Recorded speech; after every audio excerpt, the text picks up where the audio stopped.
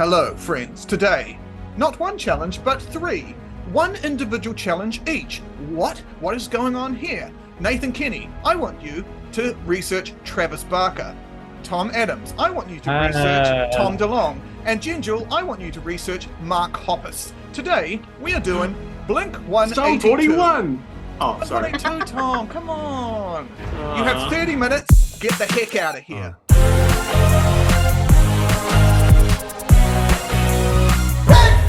Hello there. Welcome back, everyone. We are talking about one of my favorite bands, BLINK-182 today. I challenged my three wonderful friends. Nathan Kenny, he's doing Travis Barker. Tom Adams, he's doing Tom DeLonge. Jennifer Jewell, she's doing Mark Hoppus. We're talking Blink. They're just about to perform a worldwide tour. I'm going to see it in two places. I'm very excited about it. But that's today, very extra of you. Oh, no. I thought I was doing Billy Joe Armstrong. I'm a huge fan. Let's get into it. And let's start off with a little person I like to call Jennifer Jewell. So, Mark Hoppus. You may know that he was born on March the 15th, 1972. I did know that. And therefore, he is probably possessed by the soul of Giangiacomo Feltrinelli, because that's the day that this man was found dead. Oh my gosh. And when I looked into this guy, I had to tell you guys about him because he is amazing. So he was a communist, an advocate of guerrilla warfare, and a multi-millionaire. What? Yeah. A communist multi-millionaire. Yeah. Yep. Yeah. So he was born into one of Italy's wealthiest families, and they were super well connected. So when he was 12, his mum got Benito Mussolini to make the king make Giangiacomo, who again was 12 at this point. He got the king to make him Marchese di Gargano. I'm probably pronouncing that totally wrong. No, you nailed it. But Gargano was where they lived. So he was made the Marquis of this place by the king when he was 12 because his mum twisted Mussolini's arm.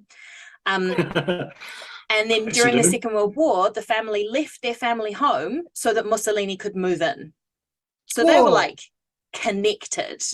Unfortunately, and I am gonna this is a blame it on my youth moment, if I can have a bonus point for the Blink-182 song reference. That's very good. And a new one as well.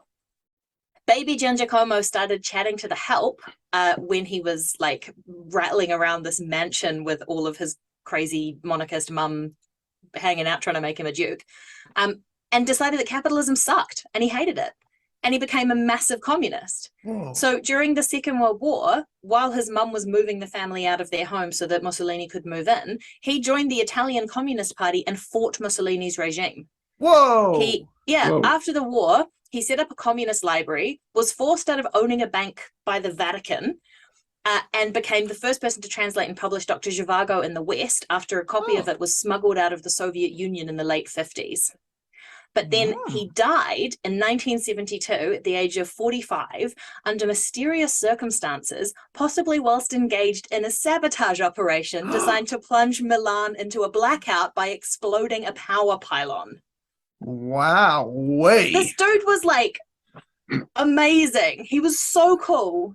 And then he died the same day that Mark Hoppus, well, he may have died the night before. He was found on the morning of the 15th, which is when Mark Hoppus was born. It also takes some time for ghosts to travel as well. It's not instantaneous. That's true, and it had to go from Italy to America. So that's a long way for a ghost. Could have called the Concorde. 2 hours before you go through. And it wouldn't be hard to twist Mussolini's arm because he just sort of had it out there all the time.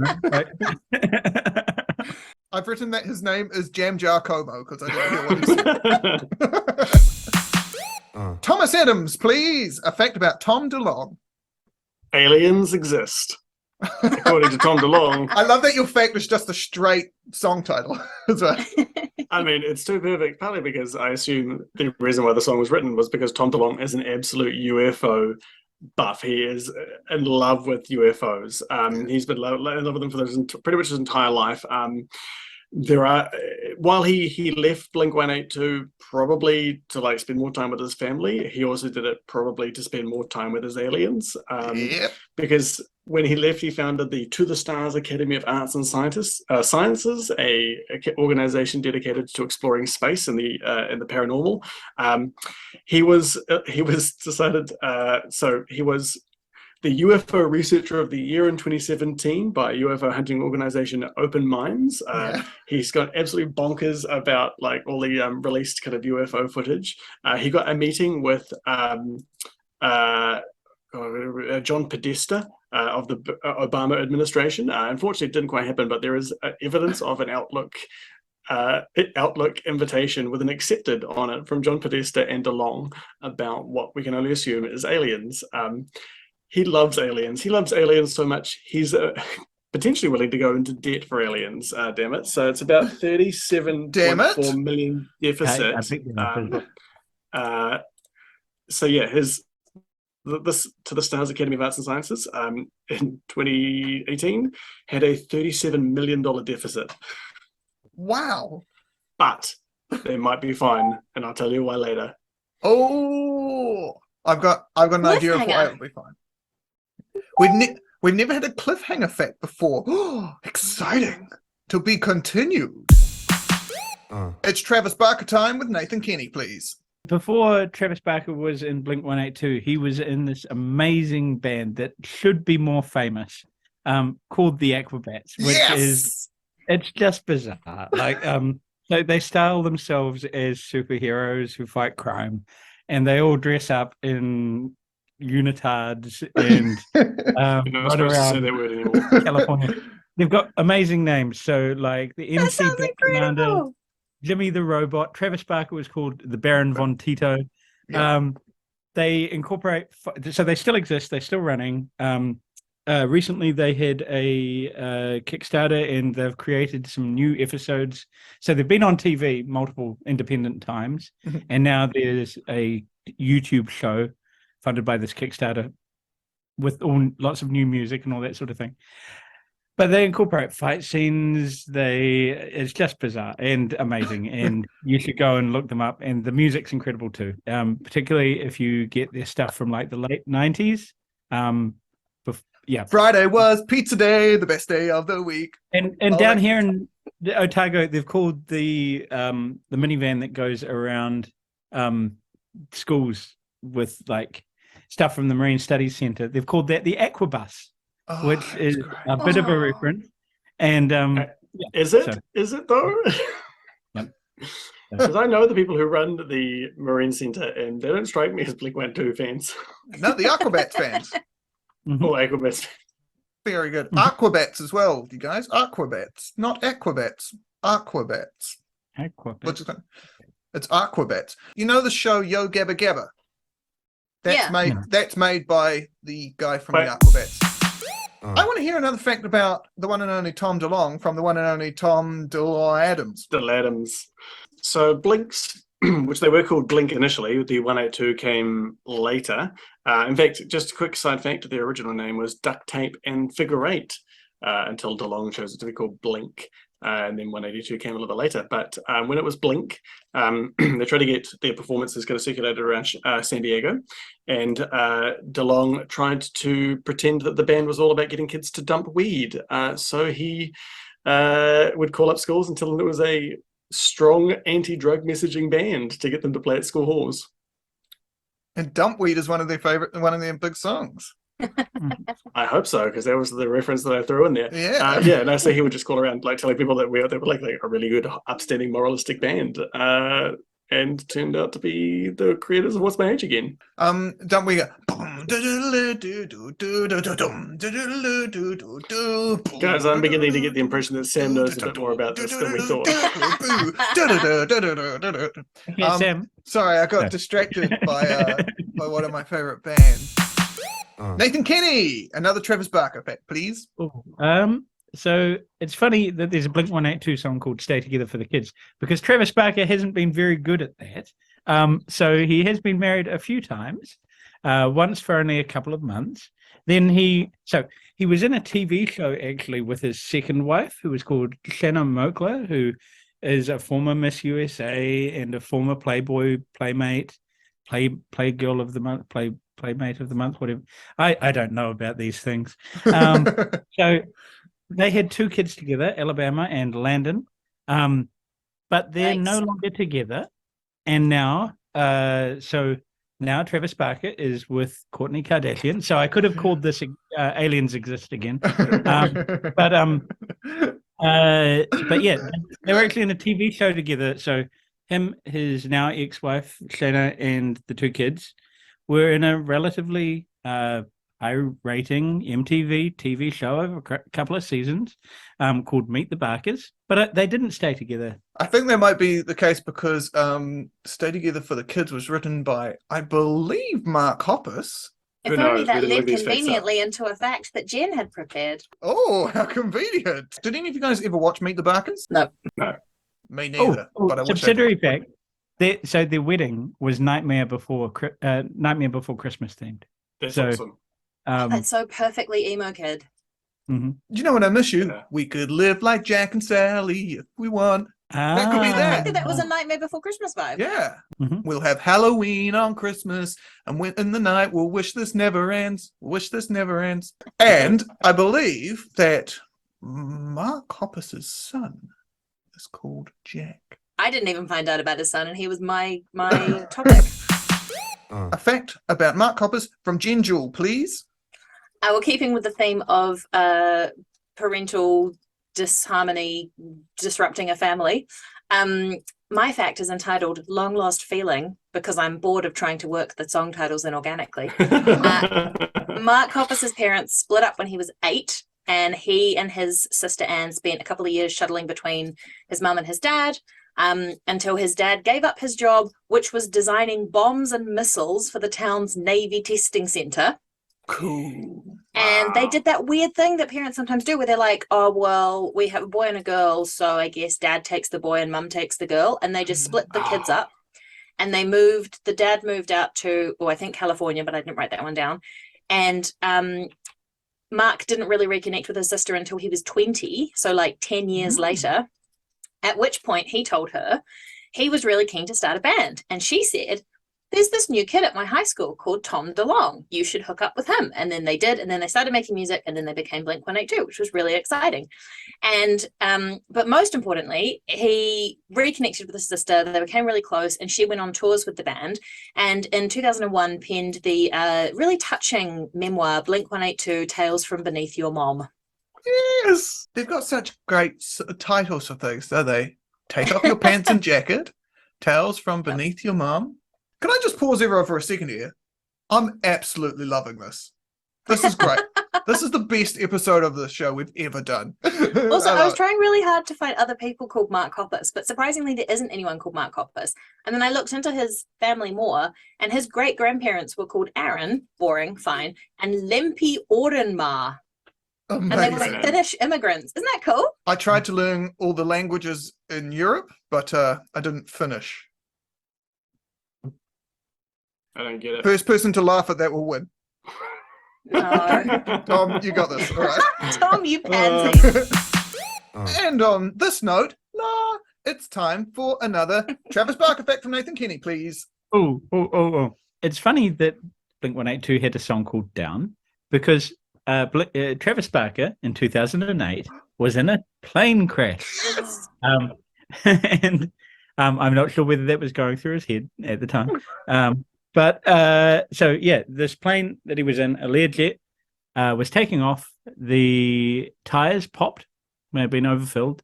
The pilot, instead of taking off and then slowly landing, decided to sort of half-ass it and couldn't decide whether he was going to take off or not. Ended up going through the end of the runway, across a motorway and into a sort of hilly thing. And 4 out of the 6 people on board died. Travis Barker was gravely injured, but survived. So Jesus. Yeah. Holy shit. Yeah. He got horrible And you burns keep being all in a over plane his- accident, but for some reason I thought it was like the plane gently taxied to a stop and then they all got smoke inhalation or something. Yeah, I didn't realize 4 people died. because of that, he doesn't fly. Or he very didn't much fly in- for 13 years until Kourtney Kardashian came along, and now Yeah, it's a bit more onto it, which I guess is good because New Zealand tour. that's right. Um, I saw But bad Blink-182. because Kardashians. mm, I saw Blink-182 play in Adelaide at Soundwave in, I believe, 2014. And yeah, Travis Barker didn't fly with the band. It was Mark, Thom, and Brooks Wackerman, who is he's one of the best drummers in the world, and his name's Wackerman. It's so good. He's played with Avenged Sevenfold, and a bunch of other bands, and he's great as well. But in my mind, I think Travis Barker is better. And who's going to disagree with me? I'm the fact controller. Jennifer Jewell, a fact about Marcus Hoppus, please. Well, as we all know, Blink-182 has strong literary backgrounds to their songs, like Romeo and Rebecca, the famous sequel that never was to Romeo and Juliet. But Mark Hoppus has a lot of literary side projects. So he started a clothing company called Atticus Clothing, which was, the name comes from both To Kill a Mockingbird, obviously the dad in that is Atticus Finch, and then the other connection is apparently it refers back to Herodes Atticus, a Greek rhetorician who spent his fortune supporting music and the arts, which is pretty cute. I didn't know that. Yeah, so he started this with Thom DeLonge, along with another like literary reference brand, which is Macbeth Footwear, which is a footwear, apparel, and accessories brand founded in 2002 to sell vegan and organic products. But it mostly sells into Indonesia, Malaysia, and the Philippines, which is why you've probably never heard of it. Yeah. Neither of those things. He also started a clothing line based on the seminal literary work Slim Shady, because it's called Hi, My Name is Mark. Oh, yeah. Did you guys hear what you said, seminal? That's funny. That's comedy. It doesn't just mean pertaining to semen. I really want But he's sold out of all of the businesses he owns with Thom DeLonge. Yeah, there's a bit of a rough. What a sellout. Yep. Oh, Kenny, that's a Real Big Fish song as well. You know me well, you guys. Oh, we're getting close to having a word from our sponsor, but there's just enough time for a fact from Tom Adams about Thom DeLonge, please. Let me tell you what Thom DeLonge and his lovely wife were dancing Up All Night to on their wedding night. Up All Night's the name of a Blink-182 song. So they got married. Jennifer Jenkins was DeLonge's first wife. Another double bagger. Jennifer Yeah. J Join as our well. club. Yeah, Jennifer J. But not with a Y, which is very disappointing. That's because they got Jen can't married. spell. And my That's very dad true. can't spell, and he's dead. So rude. Oh, damn, Sam. Mm. All right. So they got married May 26, 2001, which is very good. You know, quite a bit before 9/11. Good. Yeah, they scheduled it to get in there just That's before. great planning. And they got married in San Diego, and it was very lovely. And the band that played San Diego is the name of a Blink-182 song as well. and the band that played at their wedding is none other than Jimmy Eat World. Whoa. That's cute. Hey, Isn't that cute? don't let yourself Don't let yourself- away. It Right, just took so some time. I don't know the words. Wow, I didn't know that. Jimmy Eat World. They're great. Yeah, sadly, it wasn't in the middle of their relationship because they broke up eventually. Yeah. Jennifer Jenkins was All the Small Things was written about her, and he patched her in the music video to All the Small Things, while Yay. Mark Hoppus got waxed in the background, also saying "damn it." Oh, that's another song as well. Yeah. It was so funny when Thom DeLonge left the band and Matt Skiba came in. Matt Skiba was there playing the song that Thom DeLonge had written for his wife. It's not quite as awkward as ABBA writing a breakup song about two members of the band who then play and sing the song to each other on stage. The winner Thank takes you. it all. ABBA. ABBA.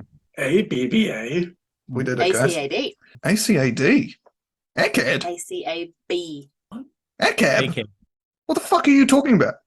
All cats are beautiful. Everyone knows this. It's just a Oh. universal truth. I didn't know that. Cats are beautiful, but that was weird. Mhm.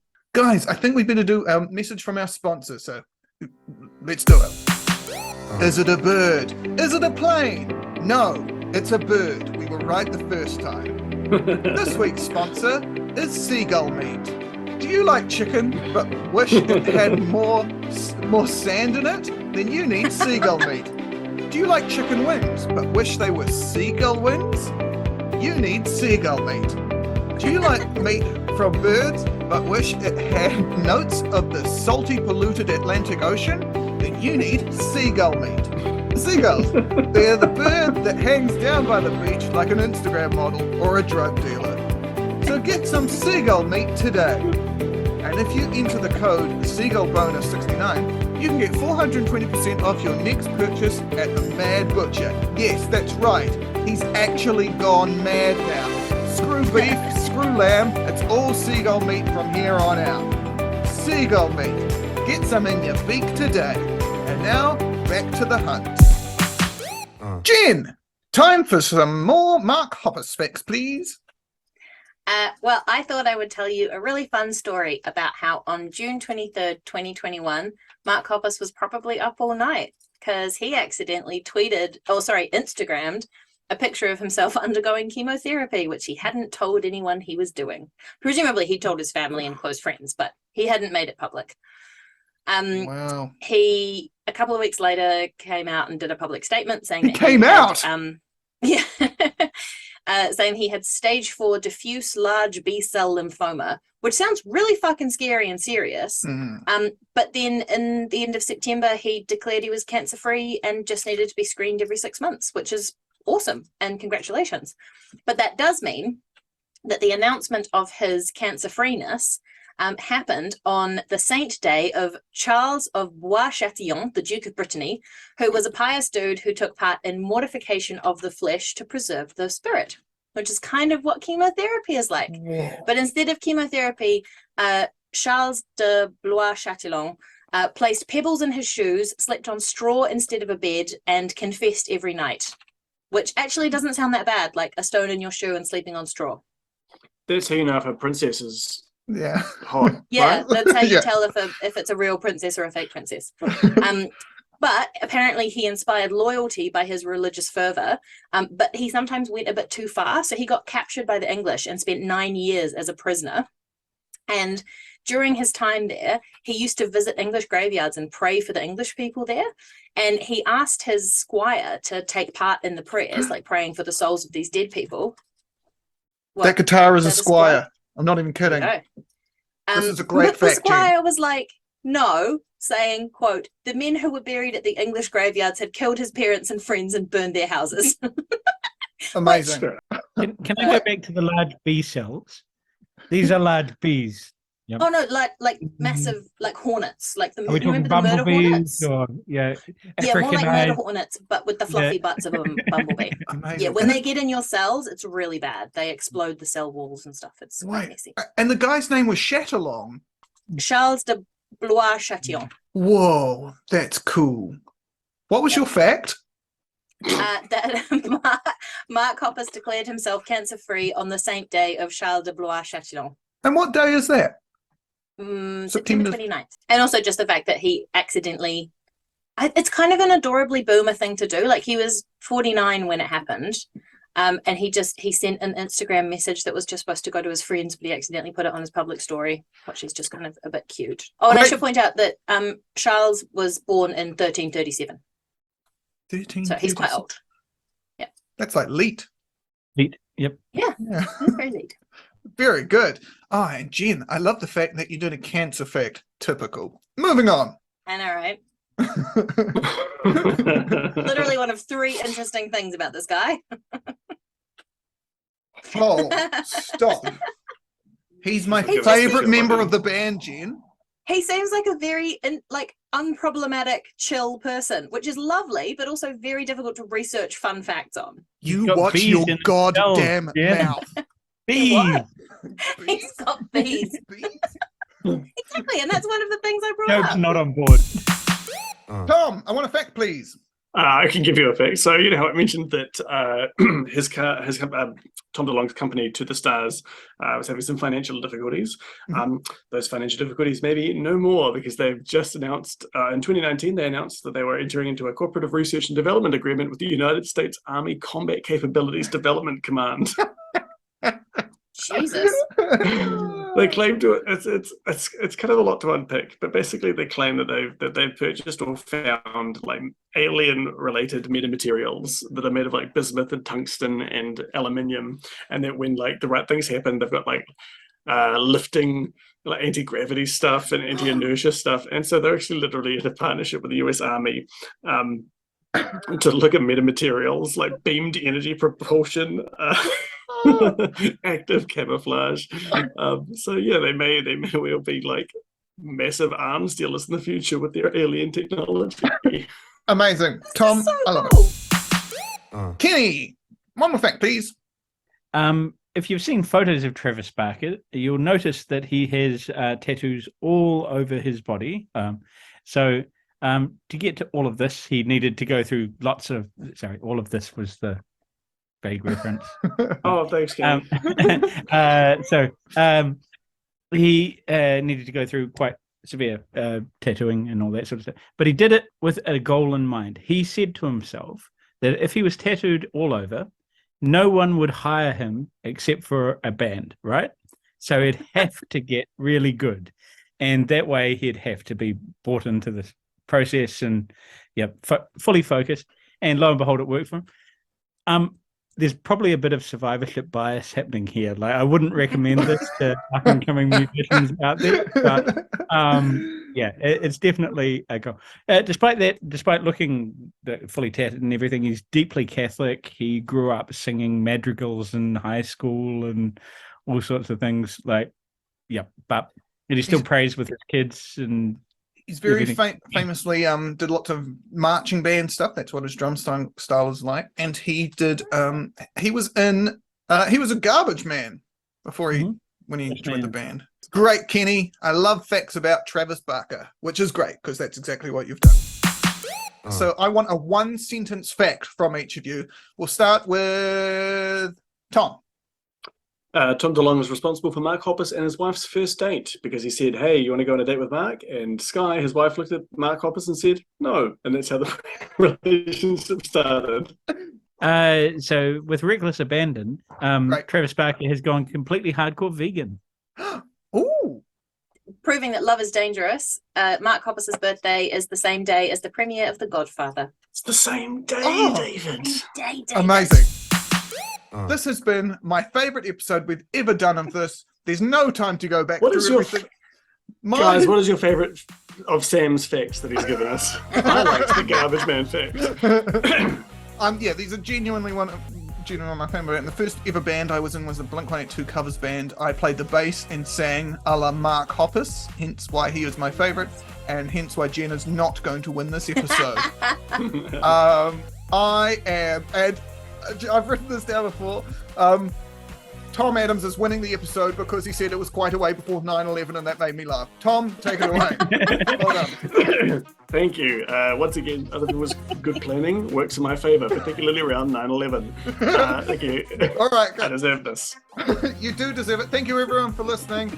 Please watch and subscribe and like and do all that things. And come watch BLINK-182 with me live on tour in Auckland and Christchurch in 2024. I'm so excited. Let's do it.